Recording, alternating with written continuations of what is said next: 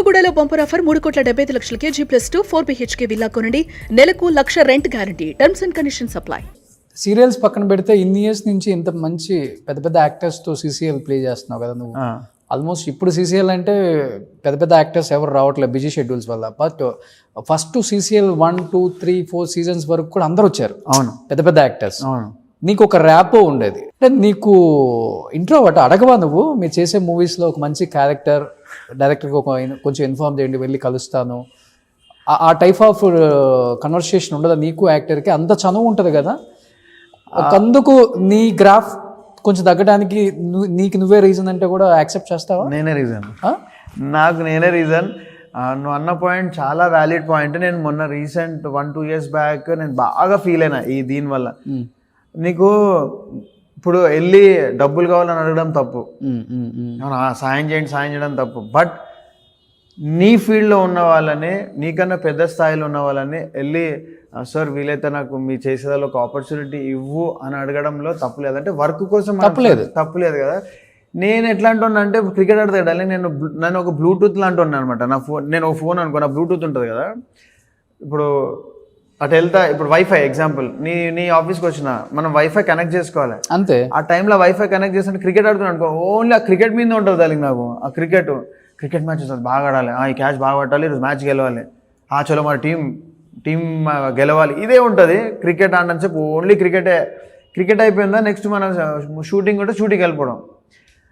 ఇదే తరుణంలో ఒక్కసారి కూడా నాట్ ఓన్లీ టాలీవుడ్ డార్లింగ్, దేవుడి దయ వల్ల మీరు అన్నట్టు లాస్ట్ కొన్ని ఇయర్స్ భోజ్పూరి ఉండనివ్వండి, మరాఠీ వాళ్ళు ఉండనివ్వండి, తమిళ్ కానివ్వండి, ఎస్పెషల్ అదే కన్నడ కానివ్వండి, కిచ్చా సుదీప్ అన్న కానివ్వండి, సునీల్ శెట్టి అన్న కానివ్వండి, అంటే అంతమంది అందరు ఇట్లా నన్ను హక్ చేసుకుని. అంటే నేను ఎంతైతే క్రికెట్లో ఎంత ఆడుతానో, ఎంతైతే నన్ను లైక్ చేస్తారో, నేను చేసే ఫీల్డింగ్కి అందరు ఫ్యాన్స్. వీళ్ళందరూ ఏంద్రా నువ్వు ఆ పరిగెత్తుడు ఏంద్రా, క్యాచ్లు పట్టుడు ఏంద్రా, ఈడుంటూ సడన్గా వెళ్ళిపోతావు. ఆమె ఫాస్టెస్ట్ రన్నర్ బేసిక్గా ఫీల్డ్లో కానీ, రన్నింగ్ బిట్వీన్ ద వికెట్స్ కానీ. అంత పెద్ద వాళ్ళు తెలిసినా కానీ అసలు నువ్వు అన్నట్టు నేను కనుక ఆ పిఆర్ చేసుకొని అంటే అన్ని ఇండస్ట్రీలు కవర్ చేస్తుండాలి. మినిమం ఒక 100 సినిమాలు చేసేవాడు. 100% తక్కువలో తక్కువ 100 సినిమాలు, 100 మూవీస్ ఈజీగా చేయొచ్చు, తక్కువలో తక్కువ. బట్ నేను నా అంతటా నేనే మిస్ చేసుకున్నాను, బాగా రిగ్రెట్ అవుతా. అంటే అయినాను, బట్ అయిపోయిన దాని గురించి ఆలోచించకూడదు. సరే వాట్ ఎవర్ నీకు రాస్తుందో అది అవుతుందని నమ్ముతా. సో నా వల్లనే నేను మిస్ అయినా, లేకపోతే ఇప్పటికి I would have been achieve చేసుకుంటాను నేను అనుకున్న గోల్. ఉన్నాయి ఏదన్నా సందర్భాలు మంచిగా 4 గోళ్ల మధ్య కూర్చొని బాధపడి ఏడ్చిన సందర్భాలు? లైఫ్ ఏంట్రా బాబు, ఇంత పెద్ద స్థాయికి వెళ్ళి ఒక్కసారిగా టపామని కింద పడినట్టు అనిపించింది. ఫినాన్షియల్గా కావచ్చు, నాకు తెలిసి ఒకనొక టైంలో ఆర్థికంగా కూడా చాలా ఇబ్బంది పడ్డాను నేను విన్నాను. Is it right? అదే అంటే మన లైఫే ఎట్లా అంటే, మన ఈసీజీ తీస్తే ఎలా వస్తుందో నా లైఫ్ కూడా అంతా it's ups and downs. But I always feel like ఒరే లైఫ్ అంత బాగుంది, ఇట్లా స్ట్రైట్ వెళ్తుంది, డెడ్ రా, అది ఇట్లుంటేనే బాగుంటుందని ఫిక్స్ అయిపోయినా నేను. సో రైజ్ అవుతాం, డౌన్ అవుతాం, రైజ్ అవుతాం, డౌన్ అవుతాం. కానీ దాంట్లో దేవుడు నేర్పిస్తుంటాడు, అది నేర్చుకోవాలన్నమాట. ఇప్పటివరకు నా లైఫ్లో నేను గుణపాఠాలు, ఇప్పుడు నేను చెప్పినా కదా, నా వల్ల నేనే ఆపర్చునిటీ ఉండే నేను యూజ్ చేసుకోలే. సో అట్లాంటి ఆపర్చునిటీ మిస్ చేసుకున్నాను తెలుసుకోవడం కూడా ఒక ఆపర్చునిటీ నాకు. నెక్స్ట్ టైం వచ్చినప్పుడు అట్లా మిస్ కావద్దని. సో ఒకనొక టైం ఎట్లా వచ్చిందండి అంటే, సమ్ పీపుల్ వల్ల నన్ను మొత్తం డౌన్ చేసేసారు. ఎట్లా? మా ఫ్రెండ్షిప్ ఉండొచ్చు, లేకపోతే మనుషులే. అంటే మనం పైకి వస్తున్నా, మనం మంచిగా ఉన్నా వాళ్ళు చూడలేక నన్ను ఎట్లా చేసేసారు అంటే, నాకు ఏ ఆపర్చునిటీస్ రాకుండా ఆ సిచ్యువేషన్ ఒకసారి ఫేస్ చేసిన నా లైఫ్లో. It's all about 2000. తొక్కేసారా రాజకీయంగా? అవునా? రాజకీయంగా అంటే ఇండస్ట్రీ వాళ్ళు కాదు, బయట వాళ్ళు నాకు ఎట్లా తొక్కేసారు అంటే, ఆపర్చునిటీస్ లేవుగా నా దగ్గర, ఉన్న ఆపర్చునిటీస్ కూడా పోయినాయి. ఆ టైంలో నా తమ్ముడు సందీప్ టింకు వాడు, ఈ లాక్డౌన్లో ఐ లాస్ట్ హిమ్, చనిపోయిండు. ఫుడ్ చౌక్ అయ్యి, so I lost my brother. ఆ టైంలో కరెక్ట్ నాకు ఎప్పుడైతే విశ్వ బ్రదర్ గురించి చెప్తున్నావు, ఇలా ఫ్యామిలీ ఎంటర్ అయిపోయింది ఏంటి అది? నీకన్నా చిన్న అతనే కదా? నాకన్నా చిన్నవాడు. నేను టోటల్ ముగ్గురము. నేను, వాడి పేరు సందీప్, టింకు అని పిలుస్తుండే. చిన్నవాడు కార్తిక్, వాడు ప్యారిస్లో ఉంటాడు. సో ఆ టైం ఎట్లుండనంటే ఆపర్చునిటీస్ లేవు. బేసిక్గా మన ఫిలిం ఇండస్ట్రీ లైఫే అట్లుంటుంది కదా, మన లైఫ్. అవును. ఉన్నప్పుడు బాగుంటుంది అండ్ లేనప్పుడు ఏం చేయాలో మనకు తెలీదు. సో ఆ స్టేజ్లో దెర్ ఇస్ నో ఆపర్చునిటీస్.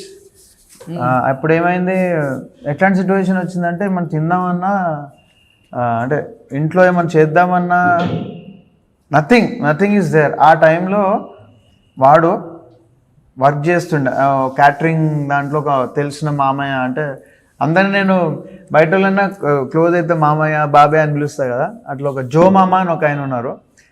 ఆయన దగ్గర వెళ్ళినప్పుడు వానికి రాని పని అంటూ లేదు. అది ఎలక్ట్రిక్ వర్క్ ఉండని, ప్లంబింగ్ వర్క్ ఉండని, no matter just name it, వాడు అన్ని వర్క్స్ వస్తుండే. వాడు అంత చదువుకోలేదు కూడా వాడు, బట్ అన్ని వర్క్స్ చేస్తుండే. నేను అప్పుడు ఆ మామయ్యకి చెప్పిన, ఆయనకి మా మామ ఇట్లా తమ్ముడు ఉన్నాడు, వాడికి అన్ని వర్క్స్ వచ్చు, మన దగ్గర ఏమైనా వర్క్స్ ఉంటే చెప్పండి చేస్తారంటే, ఆయన అన్నారు ఆ క్యాటరింగ్ వర్క్లో వాడికి సూపర్వైజర్ లాగా అయిపోయాడు అనమాట. సో వర్క్ చేసి ఆడైతే డబ్బులు తెస్తుండేనో ఆ డబ్బులతో ఫుడ్ తిన్నాం మేము కొన్ని రోజులు. ఆ టైం ఎట్లాంటి టైం అంటే రేషన్ షాప్ బియ్యం ఉంటాయి కదా, అలాంటి ఫుడ్ తిని కూడా ఉన్న రోజులు. ఒక 6 months వాడి ఇంటిని నడిపించిండు వాడు, ఒక 6 months. దానికన్నా ముందు నేనే వర్క్ చేయడము, ఇంటికి పెద్దోడిని. డాడీ ఒకనొక టైంలో బాగా రిచ్ బాగుండే, సడన్గా డాడీ లాస్ అయ్యిండు. ఆల్మోస్ట్ ఇంకా రోడ్ మీదకి వచ్చేసినాం. ఒక ఫాస్ట్ ఫుడ్ సెంటర్ పెట్టుకున్నాం. ఫాస్ట్ ఫుడ్ సెంటర్ పెట్టుకొని హైదరాబాద్లో నేను ముగ్గురం అన్నదమ్ములం. వర్కర్స్ రాకపోతే నేను ప్లేట్స్ కూడా కడుగుతుండే. కొంతమంది వచ్చాడు, మీరేంది యాక్టర్ అయి ఉండి ప్లేట్లు కడుగుతుండే. బాస్ నేను ఇబ్బంది ఏరో పని చేస్తలే. ఎప్పుడు జరిగింది విషయం ఇది? ఇది 2003 నుంచి 2008-9 వరకు ఫాస్ట్ ఫుడ్ సెంటర్ అట్లా నడిపిస్తుండే. పనుల్లో ఒక్కోసారి రానప్పుడు ప్లేట్లు నేను తీసి ప్లేట్లు కడగడం, అదే రోడ్డు పైన. మా తమ్ముడు మాకు వంటలు అవి ఎట్లా చేయాలో తెలియదు. ఒకసారి అయితే గ్యాస్ సిలిండర్ అది ఎట్లా అంటే అంత టూ మచ్ పెద్దగా ఉంటాయి, రెప్పలు కూడా కాలిపోయినాయి ఒకసారి. హెయిర్ అండ్ తర్వాత రుమాలి రోటీలు చేస్తారు కదా, ఆ రుమాలి రోటీ పెంక చాలా వేడి ఉంటుంది, ఇట్లా ఎర్రగా ఉంటుంది. దానిపై నుంచి నేను రొట్టెలు మలుపుతుండే, నేను కానీ నా తమ్ముడు కానీ అన్నీ ఇట్లా కాలిపోతుండే. అవి చేస్తుండే. తర్వాత అలవాటైపోయినాక ఎంజాయ్ చేస్తుండే. సో అటువంటి లైఫ్ చూసినాము, బట్ ఎప్పుడు బాధపడలేదు డార్లింగ్, ఎప్పుడు బాధపడలేదు. అది చూసుకుంటే ఒక అవి తీసేసినాం. అంటే మన అనుకున్న వాళ్ళే మనని పైకి వస్తుంటే చూడలేరు, అట్లా కొన్ని సిచ్యువేషన్స్ జరిగినాయి. సో అక్కడ పెద్ద గొడవ అయిపోయింది. గొడవ అయిపోయిన తర్వాత ఆ ఖైరతాబాద్లోనే పెద్ద మనుషులు గొడవ అయిపోయింది. అంటే నా కాలర్ పట్టుకున్నారు అని చేసి మా తమ్ముడు చూసి వాళ్ళని అంటే ఫైట్ అవ్వడము, బాగా పెద్దగా ఫైట్ జరగడము అయిపోయిన తర్వాత ఇంకా వద్దనుకుని వెళ్ళిపోయినాం అక్కడ నుంచి. తర్వాత ఇదే కదా మన బతుకు తెరువు, ఇప్పుడైతే నడు పోయి ఓపెన్ చేద్దామని పోయి ఓపెన్ చేసినాం. ఏమవుతుంది అని పోయి ఓపెన్ చేసినాం. చేసినాక ఆ గొడవ జరిగిందనమాట. ఓనర్ వద్దు కాల్ చేసి పొమ్మంటాడు. దేనికి అంటే అప్పుడు రెంట్ 2200 మా రెంట్, డైలీ 500 కట్టమంటాడు. 500 అంటే ఆ టైంలో బాగా ఎక్కువ, 15,000 అయిపోతుంది. అరే అంతెంత కట్టగలుగుతామంటే వినడు. అప్పుడు వేరే వాళ్ళు వచ్చి నువ్వు కాల్ చేయి అది చేయి అంటే మేము చేయకపోతే గొడవ జరగడము. ఆ గొడవ తర్వాత మళ్ళీ మేము తెరిచి పెట్టుకోవడము, ఇంకా పెద్ద గొడవ జరిగినప్పుడు ఎంతైతే లాస్ అయినామో మా డాడీ ఏదైనప్పుడు, దానివల్ల మా ఇల్లు నడుస్తుండే. దానివల్ల మా దగ్గర 10 మంది పనులు పనిచేస్తుండే. అంటే 2 బండ్లు ఉండే, ఒకటి మాసప్ ట్యాంక్లో, ఒకటి హైదరాబాద్లో. మళ్ళీ ఓకే చలో మన పని మనం చేసుకుంటున్నాం, మనం నడుస్తున్నాం కదా అనుకునే టైంలో అలాంటి సిచ్యువేషన్ జరిగింది. కానీ ఇంత బాగా చూసుకున్న తమ్ముడు చనిపోయాడు కదా, తర్వాత ఆ లోపం బాగా తెలిసిందా నీకు? తమ్ముడు ఎప్పుడైతే పోయిండో ఏడికి పోవాలన్నా నాకు అర్థమైతే లేదు. నా బండి మీద నేనే పోవాలా, వాడు లేడా. నాకు నా పెళ్ళైనాక ఈమెని నేనన్నా బయటికి తీసుకుపోలేదు ఎక్కువ.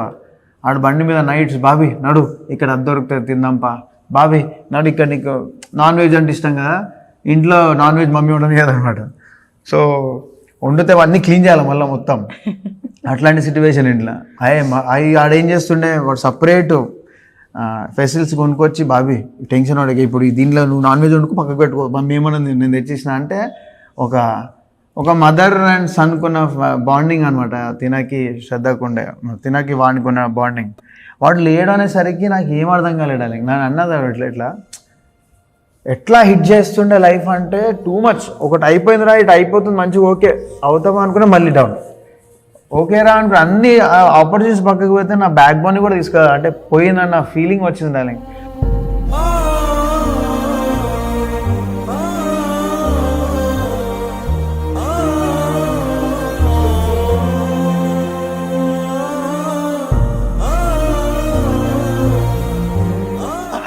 వాడు స్పోర్ట్స్ మ్యాన్ ఉండే, బాక్సింగ్ చేస్తుండే. ఆయన గురించి మాట్లాడిన ప్రతిసారి వీడు వస్తున్నాడు, మీరు అబ్జర్వ్ చేస్తున్నారా? వాడికి ఎప్పుడు చెప్తుండే, అరే కొంచెం హెల్దీ అయ్యిండు, అరే టింకు కొంచెం ఎక్సర్సైజ్ చేయరా. అది ఇప్పుడు లాస్ట్ కన్వర్జేషన్ కన్నా ముందు కాల్, నేను బాంబేలో ఉన్నా, వాడు ఇక్కడ ఉన్నాడు. అరే టింకు, అత్తయ్య మామయ్య వాళ్ళ ఇంట్లో ఉన్నాను నేను అప్పుడు, వాళ్ళందరినీ ట్రాన్స్ఫార్మ్ చేస్తాను, అందరికీ ఎక్సర్సైజ్ చేపిస్తున్నా. వానికి చెప్పిన అప్పటికి మేము లాక్డౌన్లో 20 kgs ఈమె దిగింది, శ్రద్ధ వాళ్ళ అమ్మ అత్తమ్మ 18 kgs దిగింది, మా మామయ్య ఫిట్ అయ్యిండు, మా శ్రద్ధ వాళ్ళ బ్రదర్ వాళ్ళ వైఫ్ సిస్టర్ అయితే స్వాతి తను దిగింది, అందరు వెళ్ళి తర్వాత నేను వీనికి చెప్పిన, అరే ప్లీజ్ కొంచెం ఎక్సర్సైజ్ చేయరా, హెల్తీగా ఉండాలి, నువ్వు మంచిగా కావాలి అంటే అన్న సరే అని చెప్పి లాస్ట్ కాల్ అది మమతని, అన్న నేను ఎక్సర్సైజ్ స్టార్ట్ చేసిన, నేను ఎప్పుడు కొంచెం ఎక్సర్సైజ్ చేస్తా అన్నాడు. అయితే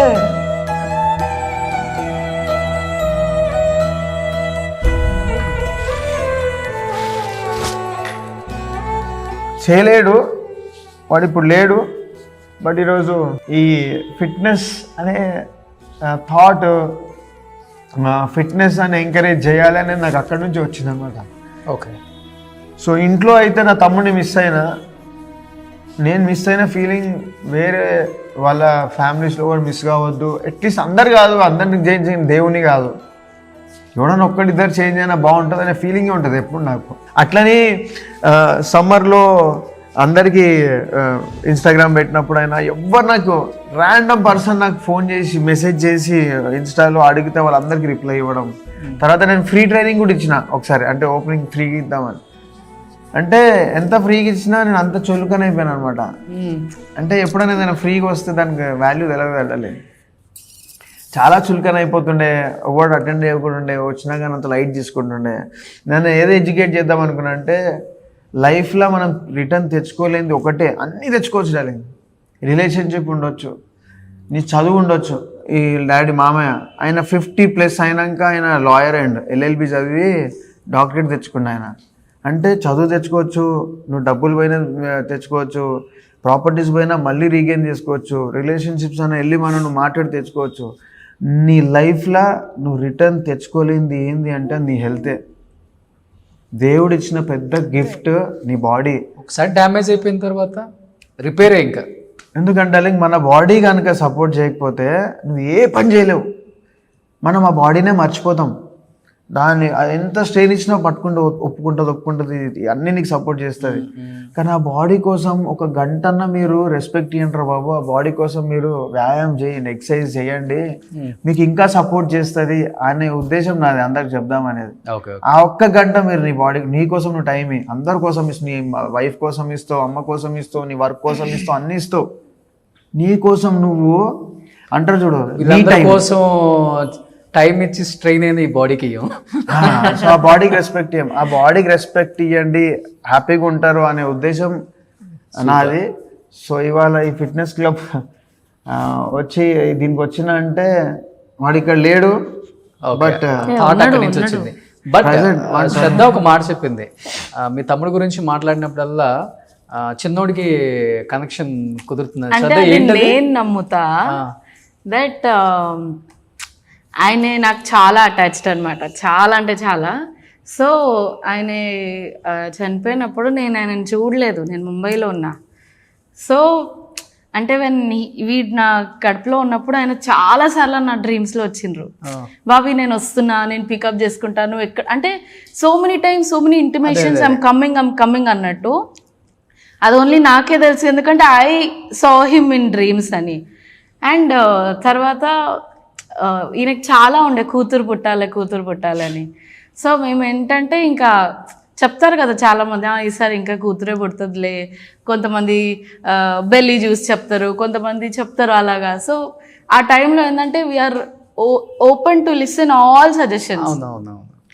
సరే కూతురు అని. బట్ లాస్ట్కు వీడు పుట్టిండు. సో వీడు ఆయనకు కనెక్షన్ ఉంది అని నేను నమ్మిన. ఐ డోంట్ నో ఇది ఎంతవరకు కరెక్టో తెలియదు, బట్ నా హార్ట్కి నాకు కరెక్ట్ అనిపించింది. సో ఆయన చనిపోయిండే 16th May, వీడు పుట్టింది 15th May. ఓ 15th May, 1 day గ్యాప్. నాకు డేట్ డాక్టర్ ఇచ్చింది 16th Mayనే.